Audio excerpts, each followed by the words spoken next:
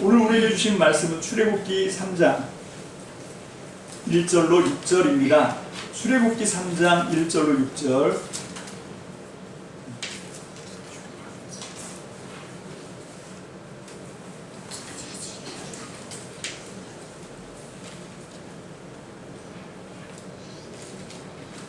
출애굽기 3장 1절로 6절 말씀 다 찾으신 줄로 믿고 우리 하나님 말씀을 짧으니까요 함께 그냥 합독해서 받들어 읽겠습니다. 교독이 아니고 다 같이 1절부터 6절까지 통으로 합독해서 하나님 말씀을 받들어 읽을 때 오늘도 우리가 비록 우리의 음성으로 읽지만 내 심령에 하나님의 음성을 사모합니다. 아멘. 다 함께 읽습니다. 시작. 모세는 미디안 제사장인 그의 장인 이드로의 양떼를 치는 목자가 되었다. 그가 양떼를 몰고 광야를 지나서 하나님의 산 호렙으로 갔을 때에 거기에서 주님의 천사가 떨기 가운데서 이는 불꽃으로 그에게 나타났다. 그가 보니 떨기에 불이 붙는데도 그 떨기가 가서 없어지지 않았다. 모세는 이 놀라운 광경을 좀 더 자세히 보고 어째서 그 떨기가 불에 타지 않는지를 알아보아야 하겠다고 생각하였다. 모세가 그것을 보려고 오는 것을 보시고 하나님이 떨기 가운데서 모세야 모세야 하고 그를 부르셨다. 모세가 대답하였다. 예, 제가 여기에 있습니다. 하나님이 말씀하셨다. 이리로 가까이 오지 말아라. 내가 서 있는 곳은 거룩한 땅이니 너는 신을 벗어라. 하나님이 또 말씀하셨다. 나는 너의 조상의 하나님 곧 아브라함의 하나님 이삭의 하나님 야곱의 하나님이다. 모세는 하나님을 뵙기가 두려워서 얼굴을 가렸다. 아멘. 할렐루야. 참 좋으신 주님, 자비하신 우리 아버지 감사합니다. 오늘도 하나님의 사랑과 은총을 덧입어서 우리가 이 자리까지 왔습니다. 여기까지 우리를 지키시고 보호하시고 아버지 영육간에 우리의 모든 부족함을 채워주신 주님을 찬양합니다. 그리고 또한 주님 기대합니다. 오늘도 우리의 헐벗음을 아시고 우리의 가련함을 아시고 우리의 가난함을 아시고 우리의 무능함을 아십니다. 오늘 시간 세상의 그 어떤 것으로도 채울 수 없는 우리의 연약함을 하나님의 말씀의 능력으로 공급하여 주시옵소서. 충만하게 채워 주시옵소서. 주님의 놀라우신 공급하심을 기대합니다. 오늘도 말씀을 전하는 저와 말씀을 받는 사랑하는 귀한 장미등교회 성도들에게 아버지 하나님 충만하게 채우실 주님을 믿습니다. 오늘도 아버지 오직 성령님 우리 가운데 운행하여 주셔서 하나님의 약속의 말씀을 붙잡고 새롭게 일어날 수 있는 귀한 축복의 시간만 될 수 있도록 오늘 이 시간을 주장하여 주시옵소서. 예배 전복을 주님의 말씀께 의지하고 예수님의 이름으로 축복하며 기도합니다. 아멘. 할렐루야. 아멘. 오늘 우리 7월 첫 주 우리 거제 참미동교회는 맥주감사절이고 이제 다음 주는 제가 진짜 무슨 일이 있어도 이제 아산 참미동교회로 올라가서 이 맥주감사절만큼은 같이 좀 예배를 드렸으면 좋겠다. 그런 마음이 있습니다. 그래서 기도를 많이 해주시고 방해받지 않도록. 그래서 7월 둘째 주는 이제 아산 참미등교회 이 맥주감사절을 우리가 지키길 원해요. 먼저 이 맥주감사절에 대한 유래를 우리가 좀 살펴보면 사실 지금 한국교회가 절기로 지키고 있는 것들이 어떤 것이 있죠? 우리가 딱 생각하는 게 12월 25일 성탄절 있고 그 다음에 또 뭐가 있습니까? 순서대로 해보자고요. 예수님이 고난당하시고 십자가에 죽으셨다가 부활하신 부활절이 있죠. 부활절. 그 다음에 또 뭐가 있습니까? 그 다음에 순서로 보면 성령 강림절이 있고 그리고 그 다음에 맥추절 그리고 이제 조금 더 가면 뭐가 나오냐면 그 추수감사. 뭐 보통 이제 이렇게 절기를 지키고 있어요. 그 중에서 사실 성경에 있는 절기는 얼마 안 됩니다. 부활절이 성경에 있고 성령 강림절, 오순절 성령 강림하셨으니까 그걸 지키는 절기니까 그것도 역시 성경에 있고 그리고 맥추감사절이 성경에 있죠. 나머지 추수감사나 그리고 성탄절은 사실 성경에는 없습니다. 물론 예수님이 탄생을 하셨죠. 그죠? 근데 사실 정확하게 얘기하면 12월 15일이 예수님의 성탄, 탄생하고는 좀 거리가 있습니다.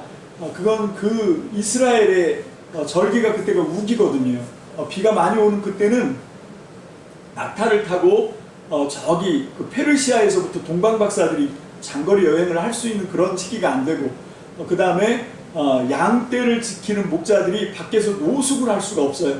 근데 우리 성경에는 분명히 성경 말씀이 진리잖아요. 근데 성경에는 보니까 목자들이 양떼를 지키기 위해서 노숙하고 있었고, 그리고 동방박사들이 찾아오고 있었거든요. 그럼 무슨 얘기인가 하면 적어도 우기는 아니다 라고 하는 거지. 근데 이게 이제 나중에 초대교회가 로마의 제도화된 교회로 들어가면서부터, 그때부터 이제 생겨난 이 절기죠. 예수님의 탄생도 좀 우리가 생각해 봐야 되겠다. 이걸 보면 우리가 예수님께서는 정말 말씀하신 대로, 마태복음 10장에서 말씀하신 대로 나는 섬김을 받으러 온 게 아니다, 나는 섬김을 받으러 온 게 아니라 섬기려고 왔고 나는 내 생명까지 바쳐서 너희들을 섬기기 위해서 왔다라고 하신 말씀이 딱 맞아 떨어지는 것 같습니다. 그래서 예수님은 당신이 탄생하신 날 이런 거 전혀 기념하지 않았고, 우리가 그런 좀 자세를 볼 수가 있습니다. 오늘 이 맥추절은 성경에서도 그 유래가 있어요.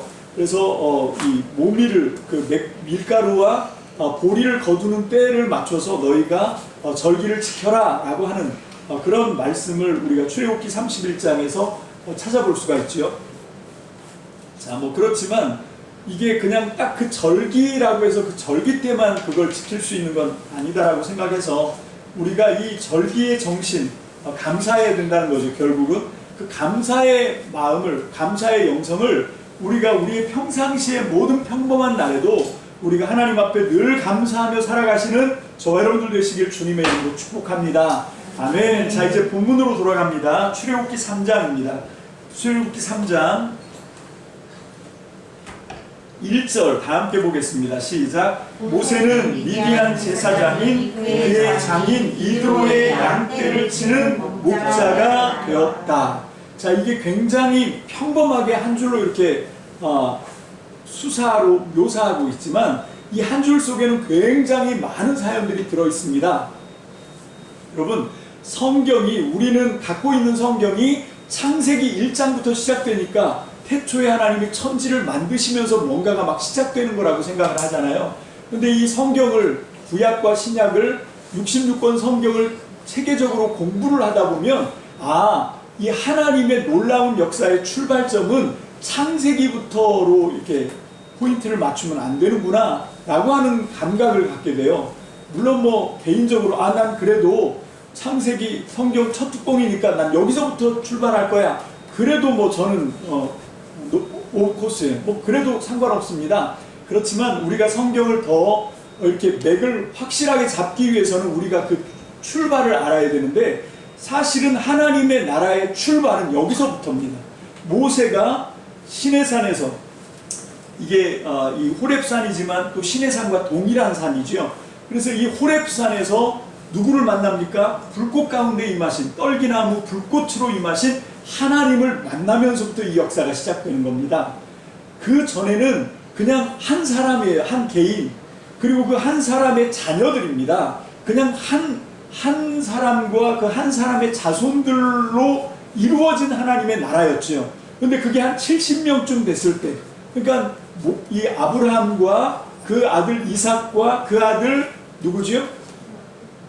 이삭의 아들이 누구지요? 야곱. 그 아들 야곱 형 있지만 그 에서라고 하는 형이 있지만 에서는 그 하나님의 약속에서 떨어져 나갑니다.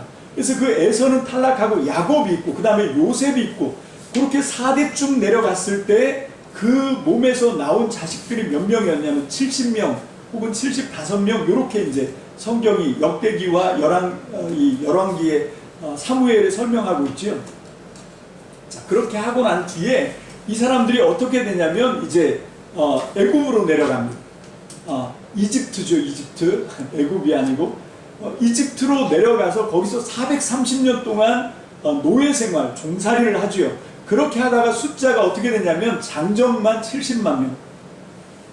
그렇게 엄청난 숫자로, 죄송합니다. 60만이죠. 장정만 60만 명으로 그렇게 엄청난 숫자로 불어나서 이제 이게 하나님의 나라가 되고, 이 하나님 나라의 출현은 출애굽기 19장, 20장에 가서 이제 나는 너의 하나님, 너는 내 백성 해갖고 그때 하나님의 나라 이스라엘이 출현하게 됩니다. 그리고 그 사람들이 우리가 배운 여호수아의 모세와 여호수아의 인도를 따라 광야 40년 지나고 가나안 땅 점령하고 그리고 이제 이스라엘 나라로 깃발 꽂고 그래서 사사 시대를 지나고 이제 왕 시대 접어들고 이게 성경의 역사거든요.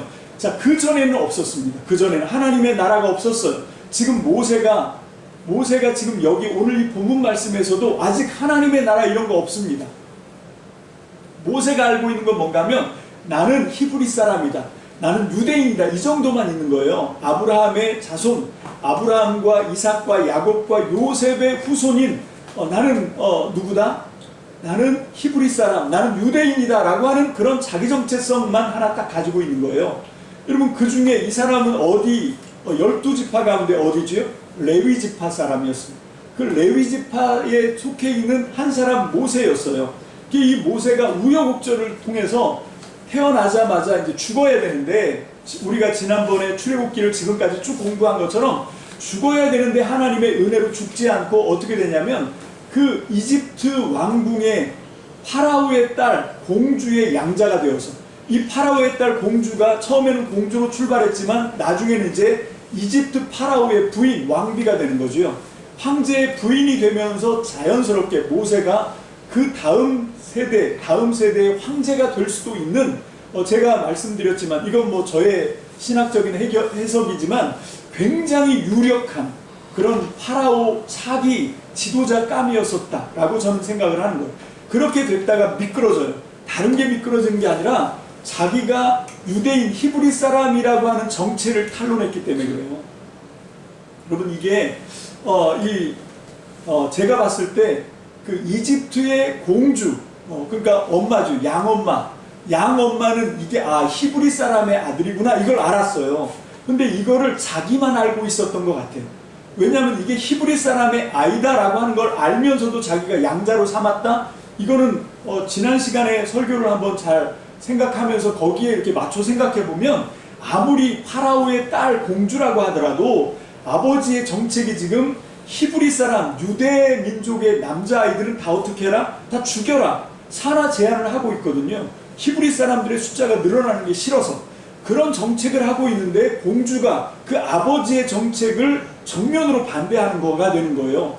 그렇게 해서 죽이려고 나일강에 버린 아기를 자기 양자로 삼았다. 이게 들통나면 이 공주도 그게 자기 뜻대로 되지 않습니다. 왜? 자기보다 위에 아버지 파라오가 있기 때문에 황제의 뜻이 히브리 사람들은 위험하니까 딸은 그냥 살려주되 아들을 낳으면 다 죽여야 된다. 이게 아버지의 정책이거든요. 그래서 이 공주가 어떻게 하냐면 자기 양자로 삼으면서 이게 히브리 출생이다라고 하는 걸 감쪽같이 감춘 거죠. 그러니까 가능한 거예요. 그래서 이제 나중에 자기가 황제 부인이 되고 나서도 그 아들이 황제가 되려고 할 수 있었던 건 뭔가 하면 그 출생 신분이 탄론하지 않았기 때문에 그렇습니다. 그렇게 했는데 이 모세가 자기 출신 성분을 들통나죠. 발각이 됩니다. 들켜버려요. 어떻게 들키냐면 그 자기 동족이 고통당하는 거를 참지 못하고 그래서 애국 관리를 때려 죽였거든요. 그때까지는 들통이 안 나죠. 왜? 묻었으니까. 모래 속에 묻어서 이제 이게 이집트 왕자인 모세가 했다는 그런 거를 들통내지 않는 거예요. 여러분 왜 모세가 그 관리 하나 죽인 거를 그렇게 은폐를 시켰냐면 왜 모래 속에다 그 시체를 묻어버리고 없는 사건인 것처럼 만들 수밖에 없었냐면 이거를 드러내면 자기가 어디 출신이다? 히브리 사람이고 유대 출신이다 라고 하는 게 발각되는 거거든요. 그게 발각되는 날에는 어떻게 되냐면 쫓겨나는 거예요. 죽임을 당할 위협을 당하는 거죠. 그래서 모세가 숨긴 거지 그냥 사람 하나 죽인 거 이게 좀 오해를 하지 마십시오. 저는 그 3500년 전에 이집트 황제 또는 황제의 그 측근인 아들 파라오의 왕자 뭐 이런 사람들의 그런 어떤 힘이나 권세는 그렇게 관리 한 명 살해했다고 해서 위태롭지 않다는 거예요. 근데도 왜 그걸 묻어주냐면 그 모든 일의 그 이유가 뭐냐면 그 원인이 뭔가 하면 이 관리가 누구를 괴롭히고 있었냐면 모세 입장에서 내 동족 유대 사람 히브리 민족을 괴롭히고 있는 것 때문에 그렇게 한 거거든요.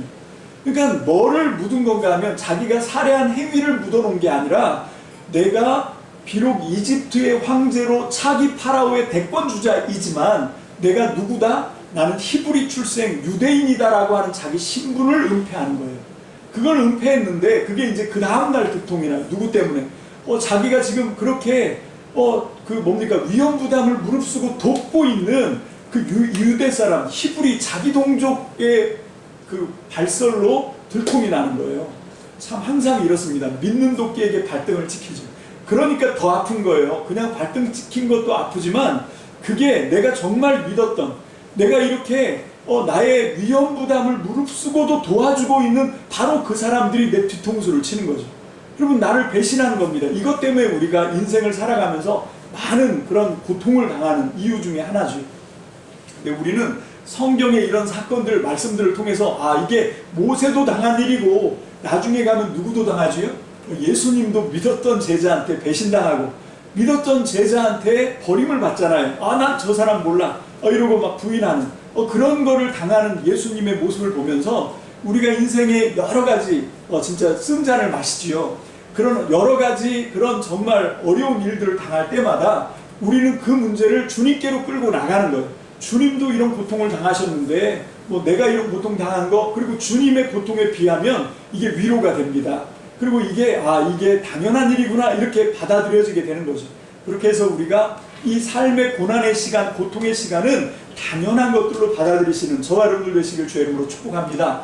아멘. 자, 그래서 이제 쫓겨났어요. 출애굽 3장에 보면 모세가 이집트에서 추방당하고 도망자 신세가 됐던 건 자기를 이제 죽이려고 파라오가, 황제가 얼마 전까지는 양아버지였지만 내가 유대 출신이고 히브리 사람이었다라고 하는 게 들통나는 순간, 이것이 그 할아버지 때부터 그렇게 이제 유대 히브리 사람들은 산하 제한하고 남자아이들은 죽여버려라 이렇게 명령한 것을 지금 대를 이어서 지켜오고 있는 상황인 거예요. 그거를 정면으로 거부했기 때문에 모세는 죽을 위기에 처해 있었고 도망갈 수밖에 없는 그런 상황이 됐습니다.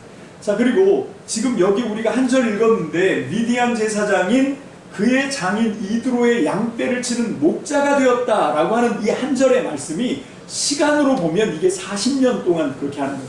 40년 동안 장인 집에 붙어서 처가살이지요. 장인 집에 몸붙여 살면서 장인 어른의 소유인 양과 소와 이런 것들을 이제 목축을 하고 있었다라고 하는 것입니다. 자, 생각해 보면 모세가 지금 나이가 이제 80이에요. 오늘 이 사건을 만나는 그의 나이가 80인데 그는 40살까지는 어디 있었지요? 여러분, 사도행전에 지난 시간에 제가 참고성구 알려드린 그 사도행전에 스데반의 설교에 나와 있는 그걸 토대로 해서 우리가 이 모세 그 연대기를 우리가 추정해 보면 태어나자마자부터 왕궁으로 영입이 되어 들어가고 왕궁에서 40년을 살았습니다. 여러분, 한번 모세로 빙의, 모세 입장이 한번 돼서 생각을 해보시면 이 40년이라고 하는 시간은 굉장히 모세에게 희망이 충만한 시간이었을 거예요. 그죠? 내가 이제 차기 이 제국의 황제가 될 수도 있어요. 여러분, 그런 꿈을 품고 살아가고 있습니다. 그런데다가 모세는 한 가지가 더 주어지죠. 뭡니까? 430년 동안 노예 생활하고 신음하고 고통당한 누구? 우리 동족 히브리인들, 유대인들을 내가 이제 건져내야 되겠다. 그런 어떤 하나님이 주신 소명감도 느끼고 있었던 그런 시간이었습니다. 여러분, 꿈이 있으면 사는 게 진짜 살맛이 납니다. 재미있어요. 아무리 힘들고 어려워도 왜 우리의 인생이 힘드냐면 목표가 없으면 힘든 거예요. 자, 그렇게 살던 모세가 40살에 자기 동족의 밀고로, 자기 동족의 그 발설로 해서 그 자기가 하려고 했던 일과 자기의 정체가 탄로나는 바람에 그 왕궁에서 쫓겨납니다. 그리고 도망자 신세가 되고 목숨을 위협받는 상황이 되죠. 그래서 미디안에 쫓겨와서 40년이라고 하는 세월 동안 그 장인 이드로의 집에서 목축을 하면서 처가살이 하면서 먹고 살고 있을 때 그 40년을 한번 생각해 보시라고. 이 시간은 모세에게 어쩌면 그의 인생에서 없는 시간처럼 여겨졌을 수 있습니다. 얼마나 이게 그냥 아무 이제 꿈도 없어요. 아무 기대도 없습니다. 모세는 이제 내 인생은 이렇게 끝나는구나. 그냥 하루하루 지나가다가 어느 순간 내 인생이 끝나는 그날까지 나는 그냥 이렇게 살다가 끝나겠지라고 생각하며 살아가는 시간이에요. 이건 살았지만 실상은 죽은 시간이죠. 여러분, 그게 지금 모세가 미디안에게 몸붙여서, 미디안 장인 이드로에게 몸붙여서 그의 양과 소를 키우면서 살았던 40년입니다. 그냥 어제가 오늘이고 오늘이 내일이에요. 아무 꿈도 없고 아무 기대도 없고 그냥 그렇게 살아갑니다. 그래서 오늘 설교 제목이 그냥 어느 평범한 날에, 그냥 아무 꿈도 없고 아무 소망도 없고 내 인생은 이제 이걸로 끝났구나, 나는 이제 더 이상 희망이 없구나 생각하고 그냥 힘없이 하루하루 그냥 마지막 인생이 끝나는 그날까지 아무 의미 없이 그냥 흘려보내는 시간이었습니다. 그렇게 지나가고 있는 모세의 인생이, 오늘 이 본문 말씀은 그런 평범한 어떤 날에 굉장히 특별한 날이 된 거죠. 오늘 여러분, 이건 모세가 그걸 기획해서 만들어낸 것이 아닙니다. 여러분, 이게 하나님의 은총이죠. 우리의 구원도 마찬가지예요. 우리의 구원도 정말 우리가 어디서 왔는지도 모르고 왜 왔는지도 모르고 그리고 어디로 가는지도 사실 모르고 살아가는 게 우리 사람의 인생입니다. 그렇게 평범하게 진짜 아무 꿈도 아무 소망도 없이 기껏 있다고 해봐야 이 땅에서 좀 더 잘 먹고 좀 더 편안하게 안락하게 영화롭게 살기 위해서 그냥 돈이나 정신없이 쫓아 살던, 그런 정말 그렇게 살다가 나중에 한번 돌아보면서 내가 지금까지 인생 뭐하고 살았나 돌아보면 정말 하품만 나오는 거죠. 한숨만 나오는 거예요. 이게 인생인가? 내가 이러려고 왔나 싶으면 진짜 낙이 없는 거지요. 그러니까 우울증 걸리는 겁니다. 그러니까 너무 힘든 인생이 되는 겁니다. 그렇게 아무 꿈도 없이 낙도 없이 살던 사람들이, 여러분, 그렇게 살던 사람들에게 하나님이 하늘 문을 열어주신 거예요. 그리고 우리가 왜 이 땅에서 살아가는지에 대한 삶의 이유와 삶의 목적을 우리에게 분명하게 알려주는 것, 저는 그것이 구원이라고 생각합니다. 여러분, 우리는 그냥 그렇게 아무렇게나 살다가 그냥 그렇게 아무렇게나 끝나는 인생이 아니라 하나님의 나라와 그 영광을 위해서 우리는 이 땅에 하나님에 의해서 보내진 사람입니다. 믿습니까? 아멘. 이것을 아는 것이 믿음인 거지. 그냥 내가 예수 믿었으니까 나는 언젠가 죽으면 천국 갈 거야. 여러분, 이건 너무 자기중심적이고 개인적인 거 아닙니까? 성경 어디에도 그런 복음 없습니다. 여러분, 성경이 말하는 복음은 그런 복음이 아닙니다. 하나님의 뜻이 하늘에서처럼 이 땅에서 이루어지기 위해서 하나님의 뜻을 알고 하나님의 정체를 알고 하나님을 만난 사람들, 그게 바로 구원받은 사람이고 우리는 그 대열에 속해 있는 사람인 줄로 믿습니다. 아멘. 그래서 이 모세가 굉장히 평범하게 40년을 지나가다가 80이 됐을 때 굉장히 특별한 사건을 만나는 거예요.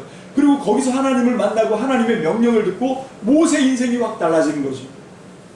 그래서 이 모세라고 하는 사람이 이제까지 한 번도 없었던 하나님의 나라를 완성시키는 일에 하나님께 쓰임을 받습니다. 여러분, 이 모세는 정말 어마어마한 사람이에요. 그리고 이제 하나님께 율법을 받아서 하나님의 나라 백성이 약속의 땅에 들어갔을 때 어떻게 살아야 되는지 하나님의 법을 이 땅에 펼쳐낸 사람이에요. 그게 창세기, 출애굽기, 레위기, 민수기, 신명기, 모세오경이라고 하는 율법이죠. 토라. 그 법을 만들어서 하나님의 백성, 하나님의 나라가 이제 출발하고 시작할 수 있도록 그런 모든 것들을 하나님을 통해서 만들어낼 수 있는 쓰임받았던 복된 인생이 모세였습니다. 여러분, 저는 이 모세가 하나님을 만난 이야기, 이 본문 말씀을 우리가 함께 나누면서 우리도 모세처럼 정말 평범하기 짝이 없는, 정말 우리가 무슨 목적을 위해서 살아가야 되는지도 헷갈리는 그런 우리 인생이라고 한다면 우리도 모세처럼 그렇게 평범하기만 한, 아무렇지도 않은, 그냥 어제나 오늘이나 별로 특별할 것이 없는 그런 평범함을 비범함으로, 특별함으로 바꿀 수 있는 은혜가 저와 여러분들에게 주어지게 되시길 주의 이름으로 축복합니다. 아멘. 그러려면 우리가 생각을 잘 해야 돼요. 어떤 생각을 해야 되는가? 참 저는 진짜 제가 이 설교라고 하는 사역을 하면서 항상 깜짝깜짝 놀라는 게 있어요. 그게 뭔가 하면 내가 이제 이번 주에 이런 말씀을 전해야지 하고 생각을 하면 하나님이 그 한 주간을 지나가면서 꼭 저에게 네가 하고 있는 이거는 그냥 너 혼자 하는 일이 아니다 라고 하는 사인을 저한테 주세요. 그러니까 이거는 내가 너와 함께하는 공동사역이야 라고 하는 사인을 주시는데, 그 중에 하나가 이번 수요일 날 제가 이제 1부 예배를 드렸고 2부로 우리 백 목사님이, 백원기 목사님이, 백민호 목사님이라고 해야 되나? 나오셔갖고 이제 간증을 했어요. 그걸 하는데 제가 그날 너무 막 소름이 쫙 돋을 정도였어요. 그분이 이거 아산 참미동교회 혹시 수요 예배 같이 하지 못하신 분들은 저게 뭔 얘기인가 싶겠지만, 제가 이제 오늘 이 설교 끝나면 수요 예배 제가 설교한 거랑 나누어서 제가 설교한 거하고 백 목사님 간증하고를 이제 올려드릴 거예요. 톡으로 음성만 들으시겠지만 백 목사님 간증 시간은 좀 깁니다. 각오하고 들으셔야 돼요. 거의 2시간 가까이 간증을 하셨는데 이제 들으시면 이제 딱 나올 거예요. 어떻게 보면 가장 기억에 남을 만한 그런 사건이었는데, 그게 뭐냐면 그분이 질문을 하셨어요. 기억나십니까? 너무 길어서 기억 안 나시나? 사랑을 뭐라고 생각하십니까? 이렇게 이제 질문을 하셨어요. 사랑의 반대가 뭐냐? 그죠? 생각 안 나십니까? 답이 뭐죠? 당연함이라고 얘기하셨어요. 제가 소름이 돋았던 건 바로 그 대목입니다. 사실 이분이 사랑의 반대가 뭐냐라고 얘기했을 때 제가 볼 때는, 죄송합니다 목사님이 그 사랑이라고 하는 정의에 대해서 본인의 정의니까 그거 맞았다 틀렸다 이렇게 얘기할 수 없지만, 적어도 제가 생각하고 있는 것과는 좀 다른 거죠. 제가 오늘 설교하면서 준비했던 내용이 바로 그거거든요. 여러분, 감사의 반대가 뭡니까? 그게 당연함이에요. 여러분, 왜 우리가 감사합니까? 남들은 당연하다고 생각하는 그거를 나는 뭐로 생각하는 거예요? 아니요, 특별한 겁니다 라고 생각하는 거예요. 그러니까 감사할 수 있게 되는 거죠. 여러분, 사람들이 왜 감사 없이 살아가냐면 모든 주어지는 일들을 당연한 것처럼 생각하는 거예요. 이 찬란한 햇빛도, 그리고 때를 따라서 우리에게 필요에 따라서 주어지는 저 하늘에서 내린 비도, 그리고 이 공기도, 여러분 이 맑은 자연도 우리가 그냥 이거를 당연한 거로 생각하는 거예요. 그냥 당연히 주어진 거라고 생각하니까 여기에 대한 감사가 없는 거죠. 근데 이게 당연한 게 아니라 정말 하나님의 사랑이고 특별한 은총이다라고 하는 걸 깨닫는 순간 우리는 거기에 감사로 반응할 수 있습니다. 여러분, 지금 이 떨기나무의 불꽃, 이것도 만약에 모세가 그냥 지금까지 40년 살아왔던 것처럼 그냥 당연한 것처럼 그냥 쓱 지나갔으면 사건은 안 일어나요. 그래서 하나님이 이런 특별한 어떤 이 장치를 한 거지. 이 특별한 장치를 한 이유가 뭔가, 모세가 이 40년을 살면서 너무 평범하게 사는 거예요. 이 평범하게 산다는 게 뭔가 하면 특별하게 생각해야 되는 일을 당연하게 여기며 살아가는, 그게 평범한 거예요. 다시요. 정말 특별하게 깨달아야 되는 그런 일들을, 그렇게 주어지는 것들을 우리가 당연하게 생각하니까 우리 인생이 어떻게 되는 거예요? 특별할 수 있는 우리 인생이 평범하게 되는 겁니다. 모세가 그렇게 살았거든요. 그러니까 안 되겠다고 생각하신 하나님이 아주 특별한 이벤트를 만드신 거예요. 그게 떨기나무 위에 불꽃으로 임하신 겁니다. 여러분, 이건 정말 특별한 거예요. 광야에서 떨기나무 굉장히 흔합니다. 저도 2007년도에 이스라엘 갔을 때 봤거든요. 근데 진짜 보면 이게 잘못하면 그냥 저절로도 불이 생길 수 있어요. 그 떨기나무, 그 정도로 바싹 말라있어요. 거기에 불이 붙었다 그러면 어떤 일이 벌어지냐면 순식간에 타서 그 떨기나무가 다 재가 됩니다. 산화하는 거지요. 그렇게 돼야 되는데, 지금 모세가 보고 있는 이 어느 평범한 날의 특별한 사건은 어떤 건가 하면, 불이 붙었는데 어떻게 됐다는 거예요? 그 불도 사라지지 않고 그 떨기나무도 온전한 거예요. 이게 너무 신기한 거죠. 너무 신기해서 가까이 갔더니 거기서 이제 이 모든 것을, 평범한 것을 특별하게 바꾸실 수 있는 누구? 하나님을 만나게 되는 거죠. 저는 그렇게 생각합니다. 우리가 생각하면서 살아가는데 우리에게 주어지는 어떤 사건들이 계속 모아져서 우리의 하루가 되거든요. 그 하루에 그렇게 평범하게 여기고 지나갈 수 있었던 사건을 특별하게 여길 수 있게 하는 건 내 힘이 아닙니다. 그건 내가 하는 게 아니에요. 그 사건들 속에 누가 개입을 하셔야 되냐면 하나님이 들어오셔서 하나님이 우리의 주장과 생각을 바꾸어 놓으시는 거죠. 그래서 우리는 평범하게 지나칠 수 있는 어떤 순간을 어떻게 하는 거예요? 특별함으로 붙들 수 있는 겁니다. 특별함으로 받아들일 수 있는 거예요. 그럴 때 거기서 역사가 일어나는 겁니다. 여러분, 저는 이 모세가 이 하나님의 출애굽 역사를 가능하게 하고 드디어 하나님의 꿈인 하나님의 나라와 하나님의 백성을 만드는 그 첫 번째 쓰임받는 통로가 될 수 있었던 그 출발이 바로 여기라고 생각합니다. 근데 그 일은 모세가 대단해서 이룬 것이 아니라 하나님이 모세의 인생 가운데 들어오셨습니다. 근데 이걸 아셔야 되는 게 뭔가 하면, 하나님은 모세니까 특별히 모세에게만 그런 거 아닙니다. 하나님은 여기 있는 모든 사람들을 모세처럼, 아니 모세 이상으로 하나님 사랑하시고, 하나님께서 저와 여러분들에게도 똑같이 모세에게처럼, 아니 모세보다도 특별한 하나님의 계획을 우리 모두에게 갖고 계시다라고 하는 것을 믿으시기를 주님의 이름으로 축복합니다. 아멘. 이걸 받아들일 수 있는 것, 이게 믿음입니다.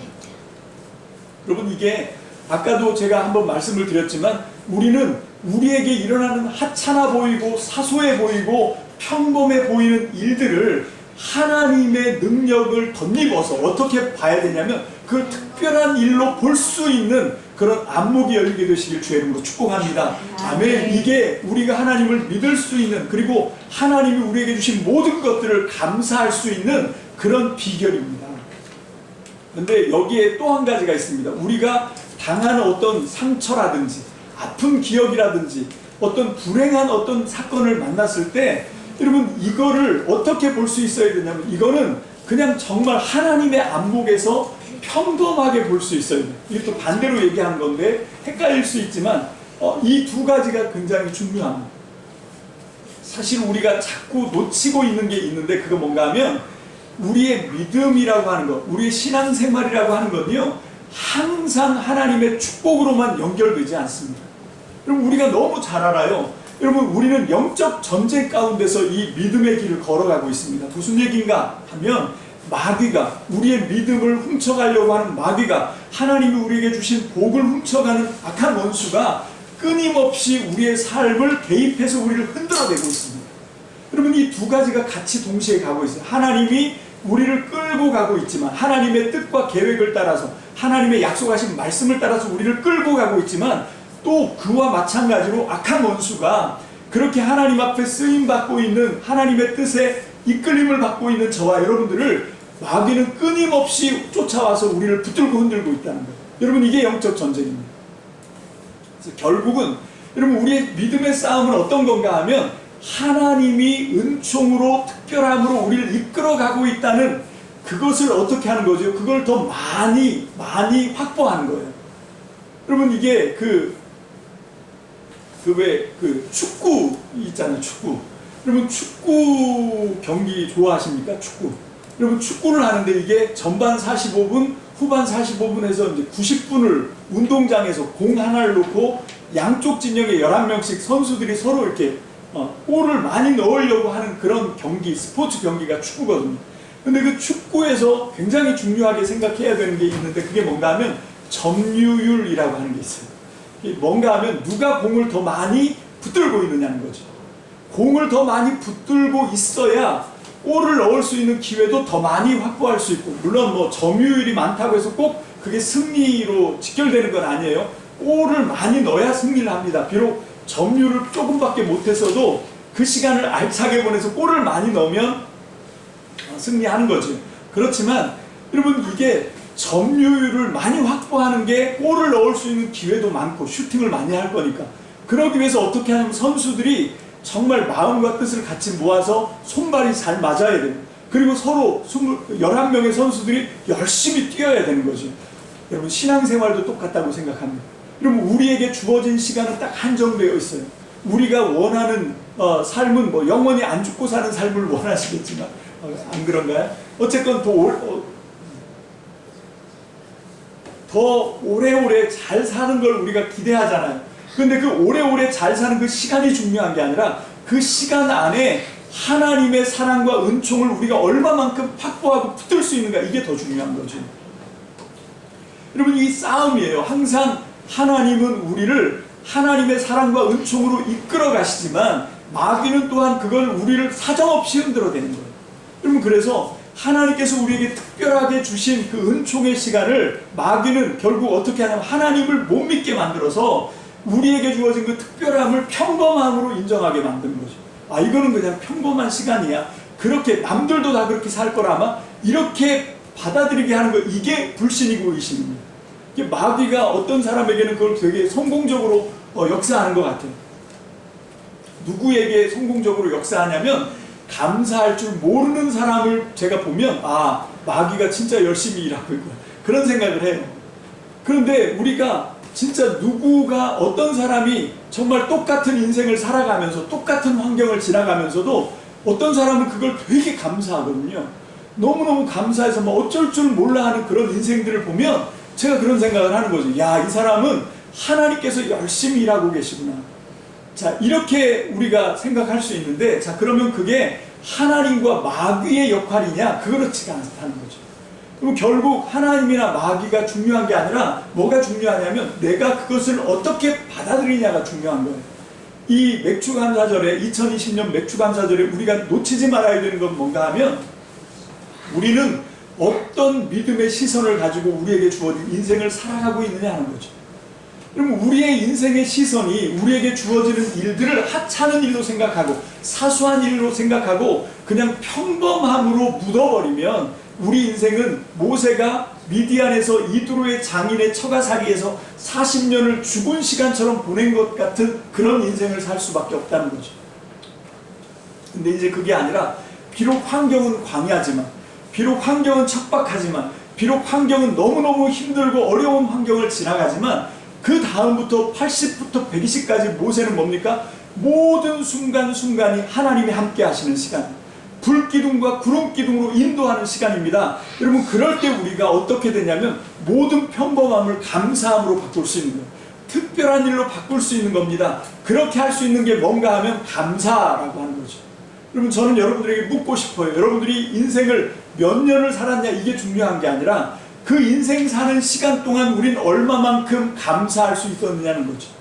여러분, 그 감사가 평범함을, 그 어느 평범한 날을 특별한 날로 바꿀 수 있는 시간이 되는 것이기 때문에 그렇습니다. 여러분, 이 감사는 다른 누구를 위해서 하는 것이 아니라 나 자신의 인생을 복되게 하는 가장 중요한 비법이라고 생각합니다. 그래서 이 맥주감사절에 우리가 이 모세가 만났던 특별한 하나님의 사건, 여러분 이것이 이건 그냥 모세에게만 주어진 사건이다라고 생각하시면 안 되는 거예요. 하나님은 이 사건을 저와 여러분 모두에게도 허락해 주시길 원하시는 줄로 믿습니다. 아멘. 그런데 그렇게 하려면 어떻게 해야 되냐면 내게 주어진 일들을 어떻게 볼 수 있어야 되냐면 이걸 특별한 일로 받아들일 수 있어야 됩니다. 하나님께서 뭔가 계획과 뜻과 섭리가 있어서 나에게 주시는 어떤 특별한 일로 우리가 받아들일 수 있을 때 그것이 평범함을 뛰어넘는 특별한 사건과 일이 되게 될 줄로 믿습니다. 아멘. 그래서 감사하는 이 체질이 너무도 중요한 거예요. 여러분, 그래서 비록 그것이 우리에게 불행한 일이 닥치더라도 여러분, 이것이 하나님이 우리를 인도하시는 어떤 특별한 일을 위해서 나에게 주시는 어떤 기회다라고 생각할 때 우리가 이 불행조차도 하나님 앞에 특별한 날로 바꾸고 감사하게 될 줄로 믿습니다. 아멘. 그래서 우리가 어떤 일을 만나든지 감사할 수 있어요. 오늘 우리는 이 시내산 호렙산에서 모세가 만났던 그 불꽃 우리도 발견할 수 있습니다. 어떻게 해요? 여러분, 모든 일을 평범하게 보는 것이 아니라 특별한 일로 보기 시작할 때 하나하나 그렇게 연습해 갈 때 여러분 우리는 깨닫게 됩니다. 내게 주어진 인생의 똑같은 시간인데 하나님이 장악하는 시간이 더 많아지는 것을 느끼게 됩니다. 하나님이 주장하는 시간이 더 많아지는 것을 느끼게 될 줄로 믿습니다. 아멘. 그것이 믿음이에요. 그것이 영성입니다.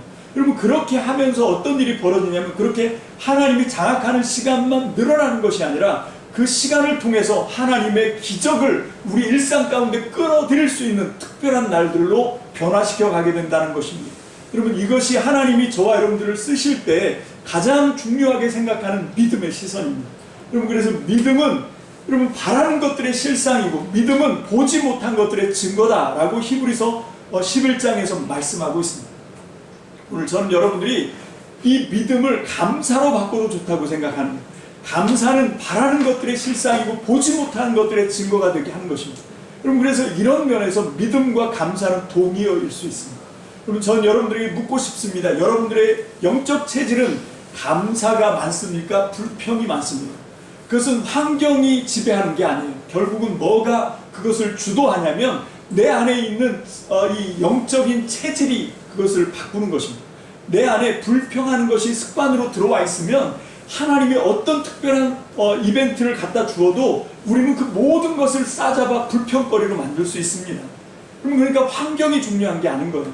그런데 똑같은 환경, 아니 그거보다 더 열악한 환경에 떨어져 있다 할지라도 우리 안에 감사하는 영성 체질이 우리 안에 체질화되어 있으면 우리는 그 평범하고 그 일상적인 것들조차도 우리가 감사를 통해서 특별한 것으로 만들어낼 수 있습니다. 할렐루야. 아멘. 감사가 기적입니다. 그래서 여러분들이 이 맥주 감사절을 지나면서 여러분들 자신을 좀 잘 돌아보시길 바래요. 그래서 내 안에 정말 어떤 것들이 지배적인지, 그리고 안타깝게도 많은 분들이 예수를 믿으면서도 감사하는 체질보다는 불평하는 체질이 훨씬 더 많이 들어와 있을 수 있습니다. 왜 그런가 하면 마귀가 영적 전쟁을 통해서 우리 안에 끊임없이 그걸 심어놨기 때문에 그래요. 우리의 성격으로 기질로 그것들을 막 심어놨어요.